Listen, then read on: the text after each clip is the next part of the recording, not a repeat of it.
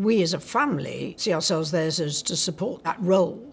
What we do, we hope, contributes to the monarchy and the way in which it can convey continuity of not just interest, but of service, of understanding. Princess Anne has just dropped a royal bombshell. She revealed a secret Queen Elizabeth II kept hidden for years, and it's all about Kate Middleton. Yes, the quiet, graceful Princess of Wales is at the center of this royal twist. According to Anne, the Queen had strong opinions about the future of the monarchy, and Kate played a big part in it. This truth shocked even King Charles and Prince William during a dramatic family meeting. What did the Queen really think about Kate? And why is this truth causing a stir now? Get ready. This royal secret changes everything.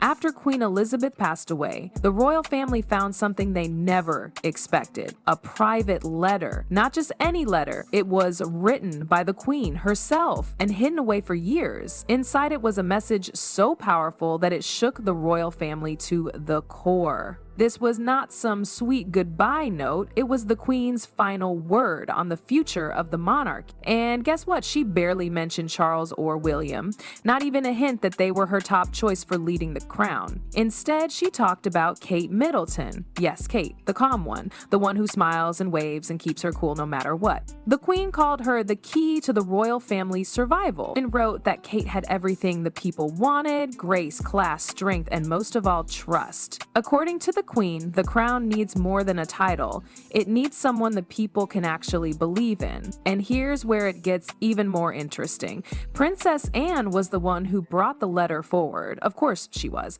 Anne has always been the no-nonsense royal, no drama, just truth. She felt it was time to open the Queen's hidden message. So she called a private meeting with King Charles and Prince William. She laid it all out. Every single word the Queen wrote about Kate. Charles did not take it well. He was angry, really angry. He snapped, "This isn't how it's done." Classic Charles, always worried about tradition and rules. He's waited his whole life to be king, and now his own mother is saying the real star is his daughter-in-law. Ouch. William stayed quiet, not a word, but his face gave everything away. Shock, confusion, maybe even a little fear. He looked like someone who just got hit by a truth he didn't want to face. Sure, he loves Kate, but hearing his mother call her the future, that's a lot to take in. Humility. It also brings you face to face with your own vulnerabilities in a way you've never considered before. And with that, a new perspective on everything. While secrets were being shared in royal meetings, Catherine had no clue. She was not in the room. She was not part of the drama. She probably thought it was just another day filled with royal duties and helping her kids with homework. She had no idea that her name was written in the Queen's private letter. No clue that her future might be bigger than anything she ever imagined. That is the thing about Kate. She has never acted like she wanted power. She has never pushed to be in charge. She just does what needs to be done. She smiles when she is tired. She shows up when the cameras roll. She supports her husband without making it all about herself. She has always put family and duty first. No shortcuts, no whining, just quiet strength. The public loves her for that. She is seen as calm, kind, and collected. She is not flashy. She is not messy. She is not out there making headlines for the wrong reasons. People trust her. They see her as a real person, not just a royal figure. She is the one people believe can hold the royal family together without causing drama, but the royal system does not usually work like that. It has rules, it has titles, and it usually follows bloodlines. That is why the Queen's letter was so shocking. The Queen picked Catherine over the usual heirs. Why? Because Kate connects with the people. She understands what the public wants. She brings a fresh feeling to the old royal world.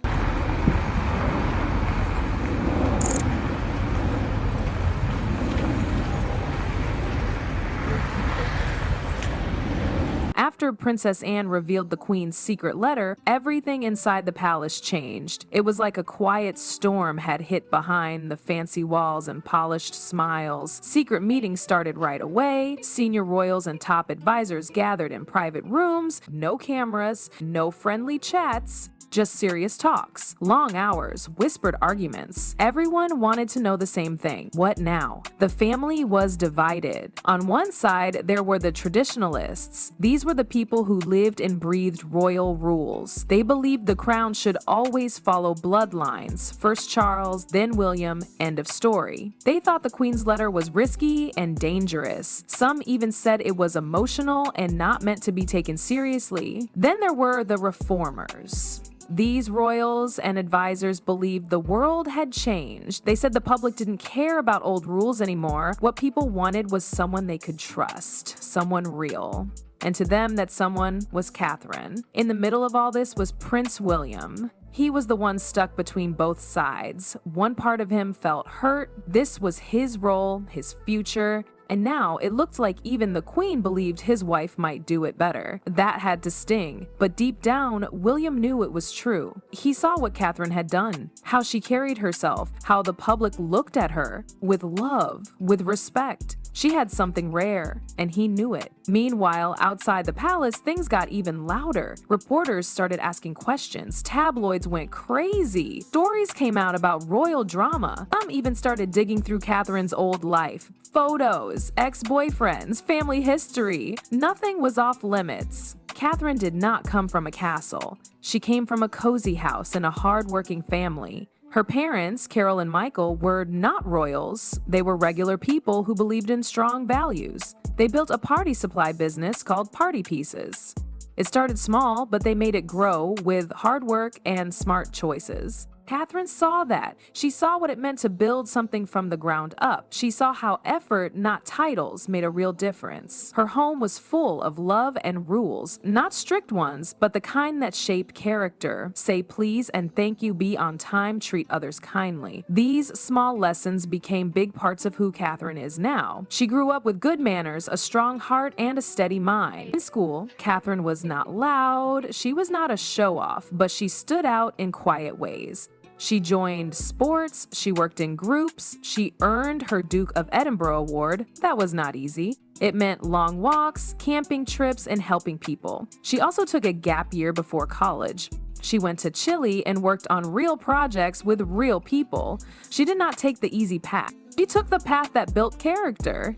Then came university at St. Andrews. That is where she met William. Their love story did not look like a fairy tale at first. The press followed her, people talked. Then came the breakup. But even then, she kept her head high. No drama, no sad interviews, just silence and strength. When they got back together, she was even stronger. I wanted to take this opportunity to say thank you personally for all the wonderful messages of support and for your understanding. Catherine has always been about giving, but she never brags about it. One of her quiet acts of kindness was donating her hair to a cancer charity. It wasn't a big announcement, no cameras followed her. She didn't need the world to know. She just quietly gave to a cause that meant something to her. This is the kind of person Catherine is. She helps without needing a round of applause. Before and after marrying William, Catherine got deeply involved in charity work. One of her main focuses has been UNICEF. She didn't just show up to a fundraiser and call it a day. She worked hard raising money and awareness for children in need. She traveled to places like Africa, meeting families and learning about their struggles. Catherine didn't just sit in an office, she went out there and connected with the people. That's something rare for someone in her position. Her work doesn't stop there. Catherine has also made a big impact on children's hospitals and mental health. She's visited hospitals all over the UK, talking to doctors, staff, and families. But what stood out most was how much time she spent with the kids. She didn't just hand out gifts, she sat and talked with them. She listened, she showed up when it mattered. On top of that, Catherine has been a strong voice for mental health, especially among young people. She's worked hard to erase the stigma and encourage open conversations.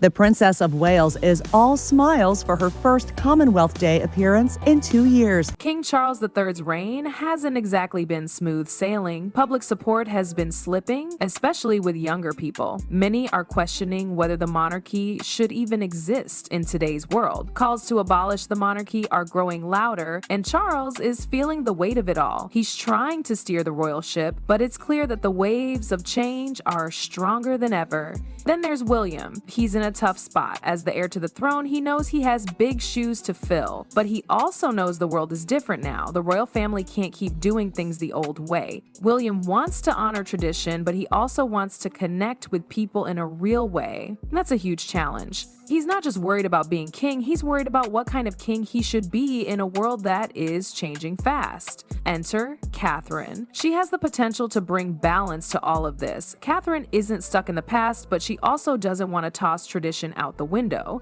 She has the ability to bridge the gap between the monarchy's history and the modern world. She's been able to connect with the public in ways that others in the royal family can't. And she's shown that the monarchy can be both respected and relatable. Her strength, grace, and genuine care for others make her the perfect person to help guide the family into a new era. When the Queen's letter came to light, Catherine didn't rush into making any decisions. She didn't jump to accept the role or reject it right away. Instead, she thought about it carefully. Family was her priority. She wanted peace, not power. She didn't want to create tension in her own family for the sake of the throne. Catherine's response wasn't just about avoiding a quick decision, it was about balancing her duty with her personal values. She respected the Queen's wish, but she also had to make sure the choice felt right for her and her family. In the end, Catherine's journey from a quiet middle-class girl to a potential future queen shows just how much impact one person can have on an institution as old as the monarchy.